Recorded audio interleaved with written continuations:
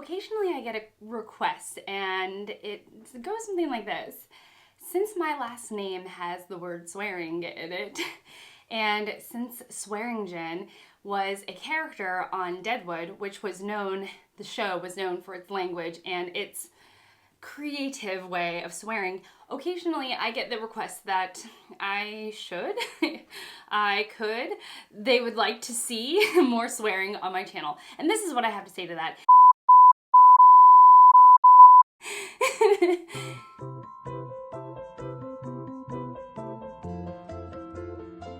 In all seriousness, I'm not a prolific swearer. I don't have any qualms with it. It doesn't bother me. I just don't often swear in mixed company. And considering this is going on the internet, which is like the definition of mixed company, I don't know if a swear word will ever release from my lips on this channel. So I'm sorry to disappoint you all, but I will work on it, okay? I will work on it. So what are we doing today? Well, I should probably introduce myself. Hi, I'm ShellySwearingen, and today I'm going to be talking about all of the books that I have bought recently in the last couple weeks. I have a nice solid pile here. I have a couple of books from Goodwill, and I have a couple of books from Thrift Books, and all of it is very exciting, very booktube inspired. I'm going to start with my Goodwill purchases, probably because it's a good place to start.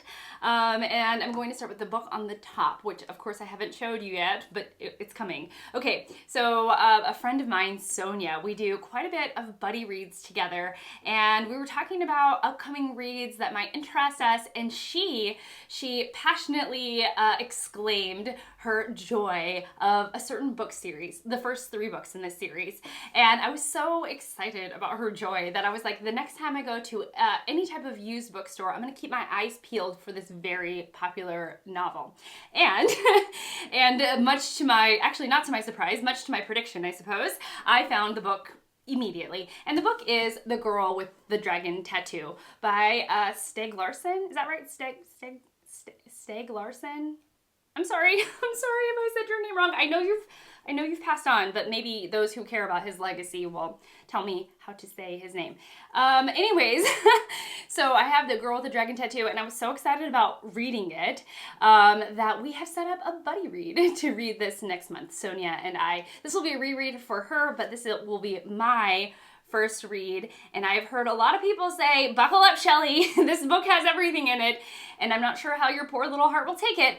Well, we will just see. We're testing the heart, we're being adventurous, and I really can't wait to read A Girl with a Dragon Tattoo. The next book comes from an author, again from Goodwill. It comes from an author that I read this month, and spoiler alert, not for the book, but for me and the book, between me and the book, it went like really well, and I was like, I think I need to collect I need to collect the books from this author. Is that right, grammatically? Okay, so, and I already have a copy of this book, short story, novella. Not quite sure what it's actually categorized as. I should probably get it together. But anyhow, I already have a copy of the book that I'm about to show you, but I wanted another one just in case somebody ever said, hey, I want to read this book, and then I can say, great, I have an extra copy. Let me get it to you. That's how passionate I feel about this author at this moment. And the book is Ethan Frome by Edith Wharton. I recently read The House of Mirth, and it was really good. I've heard really incredible things about Ethan Frome, and I just, I have a Penguin Classics edition, but I saw this and I was like, you're coming home with me, and hopefully I can pass this on to an open and adventurous reader, or maybe I'll just keep it for myself and have 2 copies of Ethan Frome.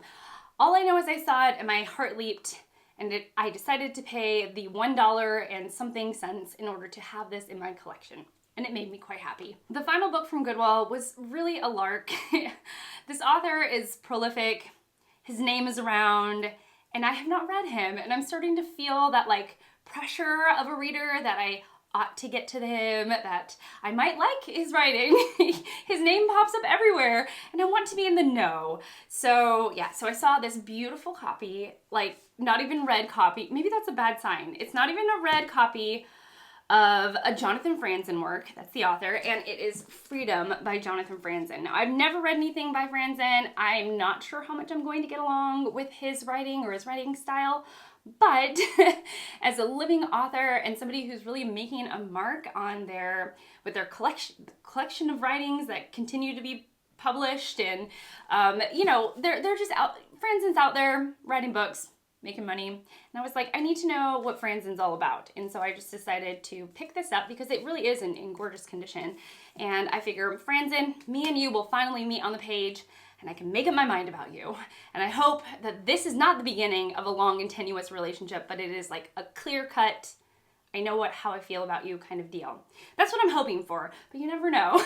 This could be the beginning of a very long and complicated relationship. So who knows? I think of my Goodwill books as random finds because you never really know what you're going to get at a thrift store. It is very random, just based on who has donated recently.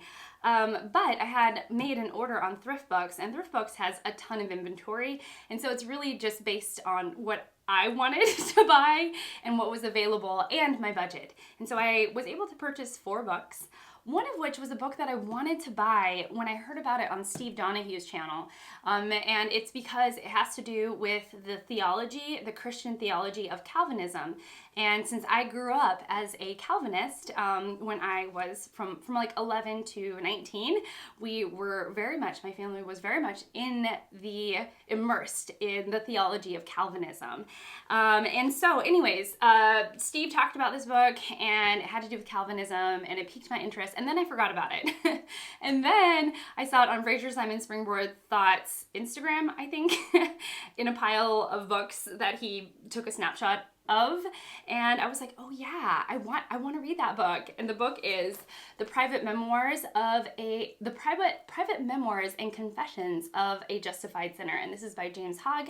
I am actually not, I think that this is I don't even know if it's fiction or nonfiction. This is like, I know nothing. I was like, the protagonist is Calvinistic, and that is good enough for me. So, you know, I have this, I'm going to see what it's about, and we'll kind of assess how the read goes from there. But anyways, I'm really glad to have it in my collection. The next book has been on my mind in my cart for quite a long time. I had first heard about it on, I think, Jen from Insert Literary Pun Here's channel. Maybe not. I know that she talked about this book, and Britney from Literarily Smitten also talked about this author and book.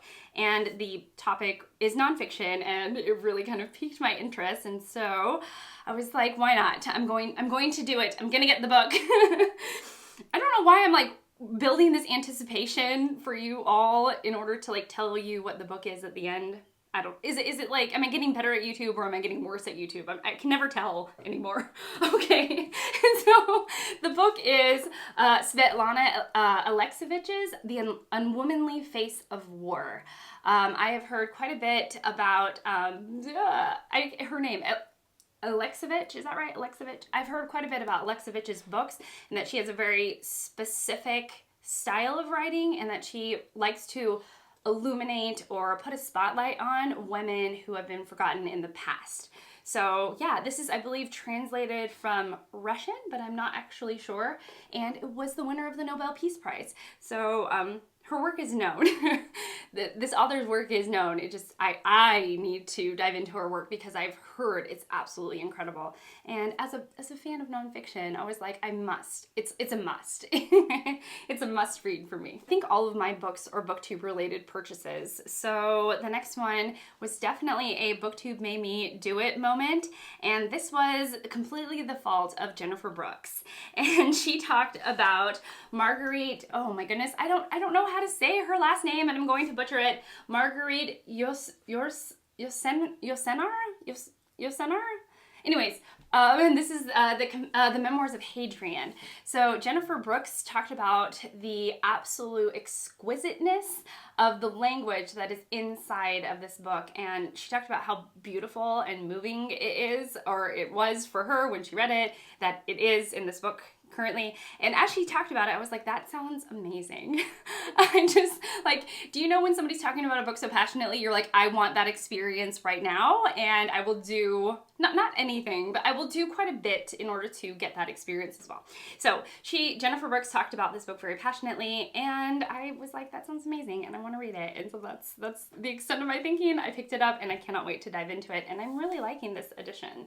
The final book is one of the most random connections that we all hang out together, so maybe I shouldn't be that surprised. But anyway, Sandy from Miss Reads a Lot recently bought an Elena Ferrante book, and much to my surprise, it was the same Elena Ferrante book that I bought. But she bought her book. Sandy bought her book because it's on her 1001 books that she must read before she dies, this project that she's doing right now. I bought mine because Fraser Simon of Fraser Simon Springworth had said that Elena Ferrante is an autobiographer for him, and I was like, I must know. I must know who Ferrante is and the magic of her novels.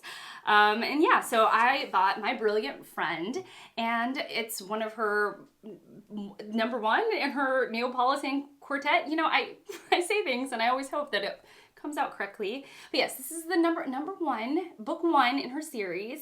And I've heard it's wonderful. I trust that it's wonderful. And it's one of those books that I don't know anything about. And I'm going to keep it that way. And then I'm going to go in blind and like let Ferrante sort of take me through the story in the way that she wants. So yeah, that's my plan. I'm excited about it. Thank you, Fraser, for recommending this to me and Sandy. What a coincidence. I think we hang out with the same people. But anyhow, that is it for me. Shall we do a stack? Shall we do a Steve stack from Steve Donahue? So let's start with the heaviest, because, so we have Freedom, The Unwomanly Face of War, My Brilliant Friend, Ethan Frome, Memoirs of Hadrian, there's a lot of memoir, like the word memoir in here, but they're not memoirs, they're fiction memoirs. Anyways, the private memoirs and confessions of a justified sinner, and then The Girl with the Dragon Tattoo. So this is my stack. Have you read any of these? Do you want to read any of these?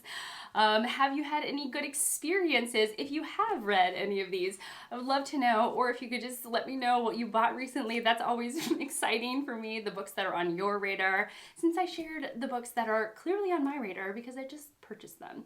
So anyhow, that is it for me. Thank you so much for watching. Thank you so much for being here, and I will see you all in my next one. Bye guys.